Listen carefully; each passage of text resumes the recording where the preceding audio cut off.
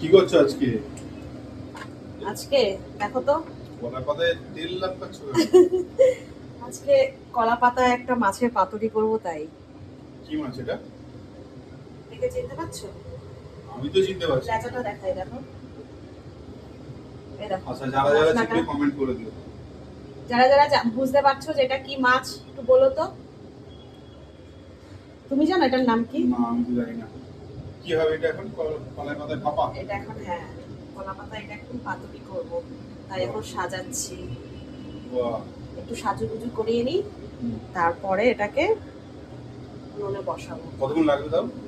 বেশিক্ষণ লাগবে না, আধা ঘন্টা টাইম লাগবে। হয়ে যাবে তো? হ্যাঁ, 15 মিনিট একটু ঢেকে ঢেকে করতে হবে তো, তাহলে আবার পুড়ে যাবে।